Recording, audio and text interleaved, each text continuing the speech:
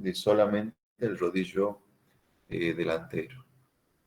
Entonces, a eso le tenemos que sumar la influencia de el momento que produce la carga permanente. Bueno, y acá hay una forma de considerar, de obtener el valor de momento en puntos intermedios. No tiene mayor importancia. En realidad a nosotros nos va a interesar obtener el momento en los apoyos y en el tramo, y con eso ya dimensionamos y no necesitamos mucho más, y sobre todo teniendo en cuenta que el método Loser es un método de predimensionado.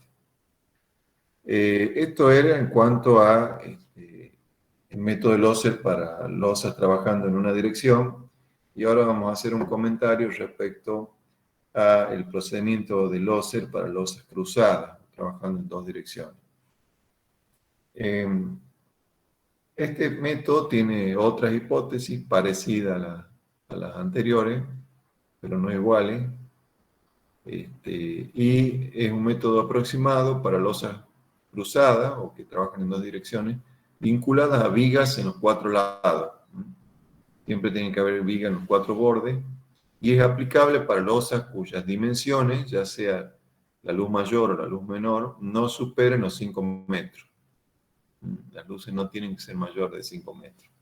Las hipótesis aceptadas por Loser son, ahora considera empotramiento perfecto para el cálculo de los momentos de tramo y de apoyo en los cuatro lados bajo carga permanente.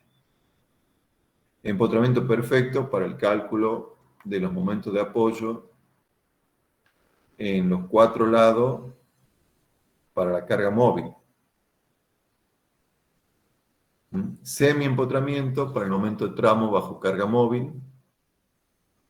Fíjense, repasemos. Empotramiento perfecto, tanto para calcular momento de tramo y de apoyo para carga permanente, como para calcular momento de apoyo en carga móvil.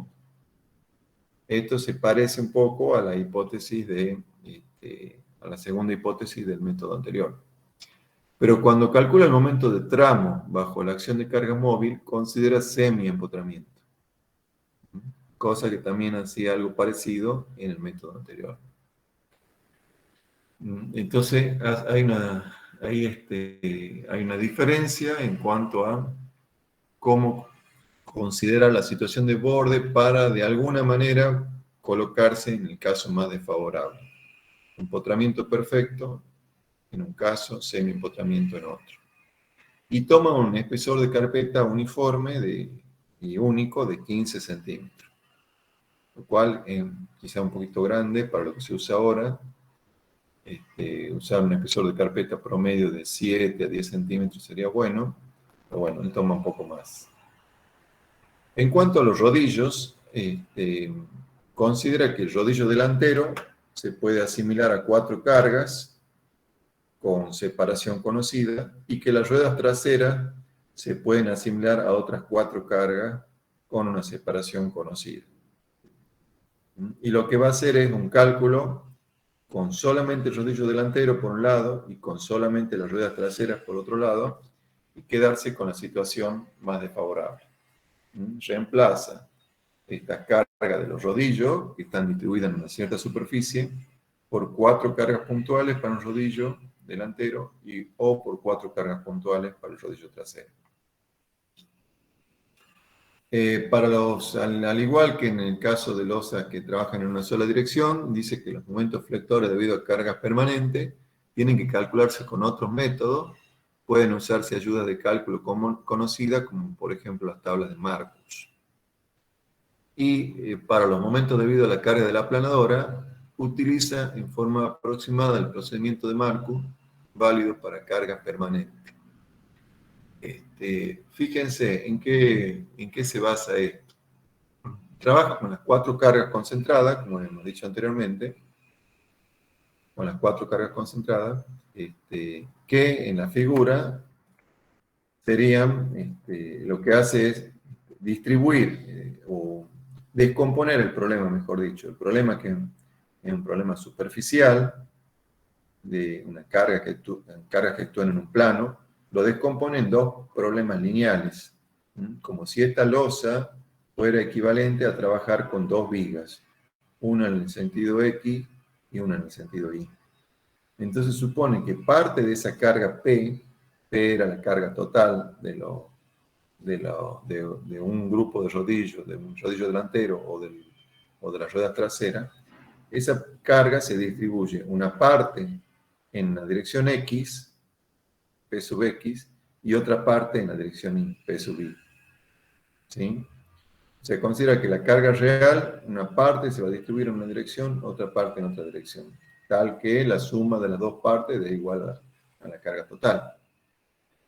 Y hace cumplir, y esta es la hipótesis de compatibilidad de desplazamiento, que la flecha en el centro del tramo es la misma para una dirección y otra. O sea, plantea cómo se obtendría la flecha para un sistema de cargas como el de la figura en dirección X. Esto lo saca de una tabla, un 48avo de P sub X por A sub X, que es esta posición de la carga, por 3LX, donde LX es la luz en la dirección X, al cuadrado, menos 4 A sub X. Todo esto está sacado de una tabla de Marcus.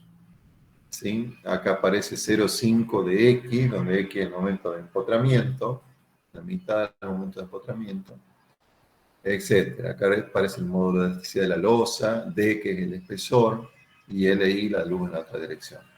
Esto sería calcular la flecha, que acá se muestra como Fx, en la dirección X. Y hacer lo mismo para la flecha en la dirección Y. Bueno, acá se ha reemplazado el momento de empotramiento perfecto, que se puede obtener también de tabla, un 0,5 de P sub X por estos valores geométricos. ¿Sí? Reemplazando, nos queda esta expresión simplificada para la flecha en la dirección X, y si hacemos lo mismo para la flecha en la dirección Y, obtendríamos otro valor, como el que se muestra acá, otra ecuación. Y la condición, como les decía recién, la condición importante es plantear la compatibilidad de desplazamiento. O sea que la flecha en dirección X y la flecha en dirección Y tienen que ser la misma. ¿Por qué? Porque la flecha en dirección X y la flecha en dirección Y es la flecha en el medio y tiene que ser un valor único. Entonces esa es la condición clave, la condición de compatibilidad geométrica, que las dos flechas son iguales. Entonces, a partir de eso y de que la suma de las dos cargas, P sub X más P sub Y, es igual a P, se puede trabajar acá algebraicamente y resolver el problema. Se puede obtener los valores de las reacciones totales en los bordes, la reacción total que se llama B sub X o B sub Y en los bordes, y los momentos totales X e Y, que son los momentos en los apoyos. Y luego considera una distribución de reacciones, asume una hipótesis de que esa reacción B sub X o B sub Y, que era la reacción total, dice, bueno, ¿cómo se distribuye esa reacción en un borde? La realidad es que esta distribución va a responder a una curva, seguramente, en una dirección y a una curva en la otra dirección.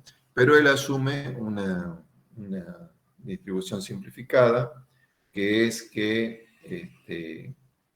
cuando el rodillo se mueve paralelo a LI, el rodillo se mueve paralelo a LI, donde LI es mayor que LX, en estas dos figuras suponemos que LI es mayor que LX, o sea, el rodillo se mueve en la dirección más larga, supone que en la dirección más larga tengo un triángulo de distribución de reacciones, cuya base es LX, y en la otra dirección, en la dirección corta, la reacción se distribuye como un trapecio,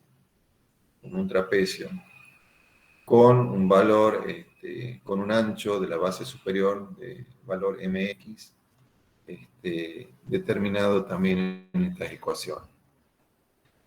Bien. Y algo similar cuando el rodillo se desplaza paralelo a la luz menor. En este caso, el rodillo se desplaza en esta dirección, en la dirección horizontal de la figura, paralelo a la luz LX, que es la luz menor. Entonces, en la dirección de desplazamiento supone un triángulo y en la dirección perpendicular supone un trapecio. Un trapecio que no tiene todo el ancho, sino tiene como base mayor el valor de Lx. Bueno, eso es para ver cómo se distribuyen las reacciones en los bordes. Y luego hace también un planteo para ver qué pasa con los momentos totales Rx y Ri, que se pueden obtener en base a este planteo, que se pueden obtener los momentos haciendo un corte en la dirección 1, 1, esta es la losa, esta es la mitad izquierda de la losa, digamos, acá se ha hecho un corte por el medio, y lo que hace es tomar momento respecto a esa sección 1, 1, y obtener cuánto valdrían los momentos totales Rx y Ri. Acá hay unos valores geométricos estipulados. Y luego ver cómo se distribuyen esos momentos totales en el apoyo, y considera también un coeficiente de torsión. Bien, esto a grandes rasgos de la distribución de los momentos. A grandes rasgos es lo que trata el método, después lo van a ver en la práctica. Para la distribución de los momentos supone también una distribución triangular en una dirección trapecial en la otra, y no se queda con los valores máximos de esa distribución triangular, sino que toma valores algo menores. O sea que él corta y convierte ese triángulo también en un valor, en un trapecio, toma un valor máximo que no es el vértice del triángulo. Bien. Entonces, el resumen del cálculo, que como les digo, después lo van a ver en la práctica, lo que hace el procedimiento es fijar las distancias entre las cuatro cargas concentradas, o sea, pasar de las cargas del rodillo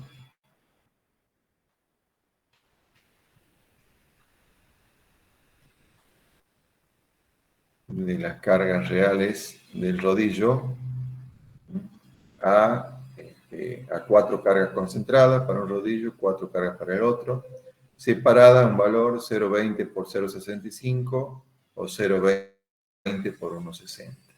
¿Sí? Eso,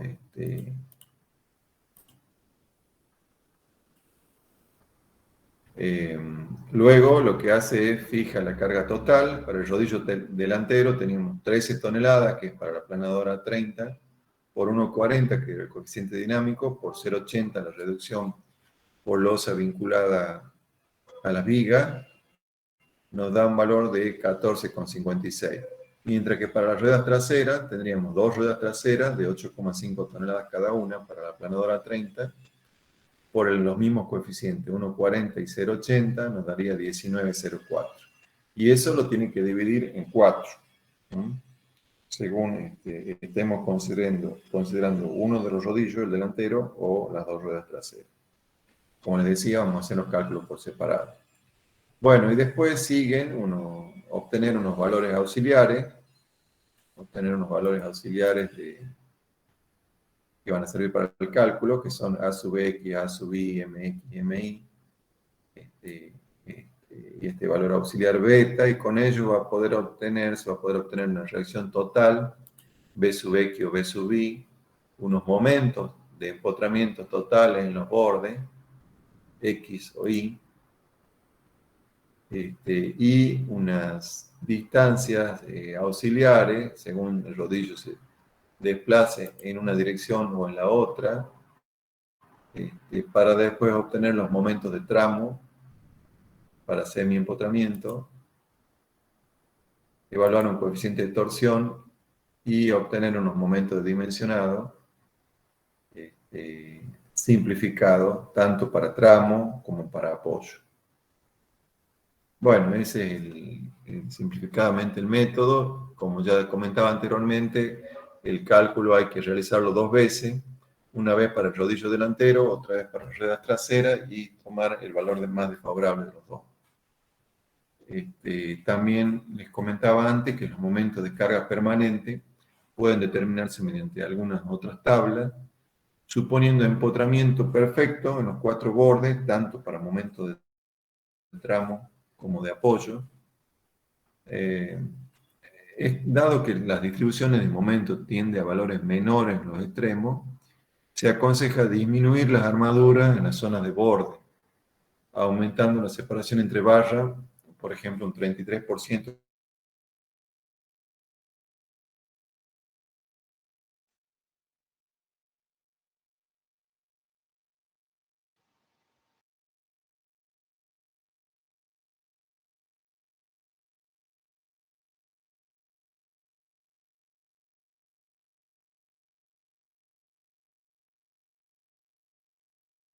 Cuando llegue al apoyo, no es necesario que llegue con esa totalidad de armadura, sino que puedo llegar con algo menos de armadura, aumentando la separación. En vez de usar phi del 12 cada 15, podré usar phi del 12 cada 20, por ejemplo, o algo así.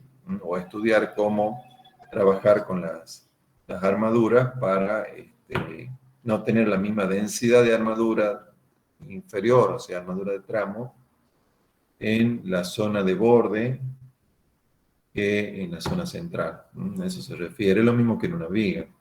En una viga, el momento, la armadura de fibra inferior, por ejemplo, si ustedes tienen 5 phi del 20 en el centro de una viga simplemente apoyada, capaz que no necesitan llegar con los 5 phi del 20 hasta el apoyo, sino que llegan con 3, por ejemplo. En ese caso se refiere a lo mismo.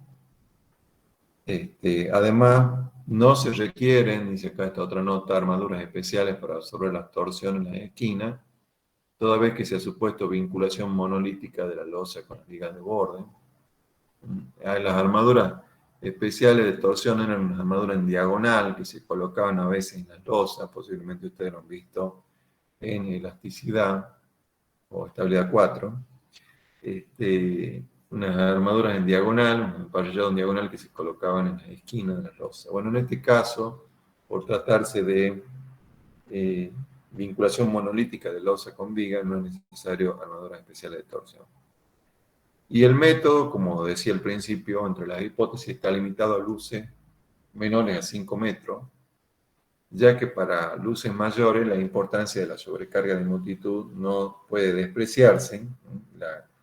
Habría que considerar no solo la aplanadora, sino la multitud que se coloca alrededor. Si tenemos una losa, por ejemplo, de 6 metros de luz, de 7 metros de luz. Y además pueden existir otras posiciones de carga concentrada distintas a la considerada por Loser que conduzcan a momentos más desfavorables. Bueno, eso en cuanto al método Loser para losas en 2 direcciones. Como ven, ya el procedimiento se complica, no es tan sencillo como el de losas apoyadas en una sola dirección. De losas apoyadas en una sola dirección, el uso de esta tabla es muy rápido, es muy fácil. En cambio, para losas apoyadas en 2 direcciones ya se complica, hay que calcular varios valores auxiliares, supone distribuciones. Entonces, en mi opinión, ya no es útil. Yo prefiero directamente modelar con un programa. O, en todo caso, otra opción sería, a pesar de tener una losa armada en 2 direcciones, hacer un primer tanteo como si la losa fuera armada en una sola dirección, para obtener más o menos unas armaduras, reducirlas un poco, considerar armaduras en la otra dirección más o menos proporcional o en función de sus luces, y tener un primer tanteo. Y luego cuando uno quiere hacer un cálculo más preciso, ya hacerlo con un modelo numérico, con un programa, y obtener los valores en el momento más cercano a la realidad. Bien. Otro método más sencillo es usar las tablas de Westergaard, pero está limitado también a tableros de puente simplemente apoyado. No usa el mismo vehículo que la norma argentina, sino que usa este vehículo que están observando acá esquematizado, que es el camión de 3 ejes de 60 o 30 toneladas de la DIN. O sea que no, si bien se lo menciona en un libro clásico,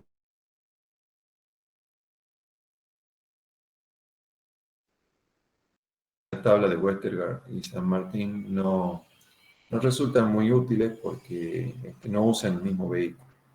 Pero bueno, ¿en qué se basan? En considerar dos espesores de carpeta, una distancia entre ruedas en el sentido de la luz de 2 metros, que es lo que está marcado acá, una distancia entre ruedas en el sentido longitudinal de 1,5 metros, si es otro vehículo, el diámetro del círculo de contacto de las cargas de rueda, el valor C, considera un círculo acá de contacto, un espesor de losa entre 12 y 30 centímetros, y una carga de cada rueda, considerando 3 ruedas, 30 dividido en 6 por los dos coeficientes 1,4 y 0,8, da 5,6 toneladas por rueda. Entonces, con esa hipótesis y para un espesor de carpeta de 6 centímetros o para un espesor de carpeta de 15 centímetros, hace estas tablas, donde podemos entrar con la luz a la izquierda, entre unos 55 metros, para distintos valores de D, que es el espesor de la losa, entre 12 y 30 centímetros, 12, 15, 18, 20, 25 y 30, y nos da dos valores. El valor superior es MX y el valor inferior es MI. Son losas simplemente apoyadas, pero que trabajan en dos direcciones. No son losas continuas, son simplemente apoyadas, pero en dos direcciones. Entonces, esas son las tablas de Westergaard y San Martín Quiroga. Luego hay otras tablas que son conocidas como tablas de Rush, en donde ya el procedimiento se complica y no vale la pena utilizarlas porque siguen siendo tablas de predimensionado, pero su uso es mucho más complejo, por lo cual no aconsejamos emplearlas. Otra opción es emplear programas computacionales, como acá se esquematiza en esta imagen, basado en la mayoría de los programas en método de elementos finitos. Entonces cada uno tiene que modelar las distintas partes de la estructura, tablero, viga,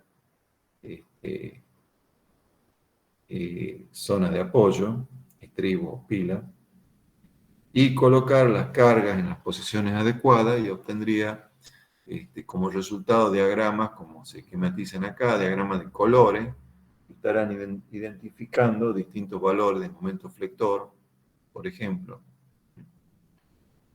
En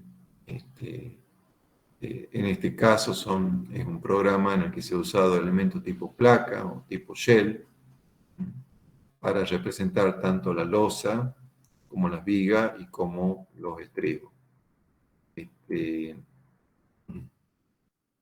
También se puede usar, como vamos a ver más adelante, una combinación de elementos tipo placa con elementos tipo barras. ¿Sí? Pero en estos casos se han usado todos elementos de placa, entonces por medio de colores uno puede identificar rápidamente las zonas más solicitadas para un determinado estado de cargas. Bien, eso era lo que quería que hablemos, que explicarles hoy. Si tienen alguna pregunta, pueden hacerla. Y si no, ya nos vemos en la próxima clase. A ver, vamos a disminuir esto.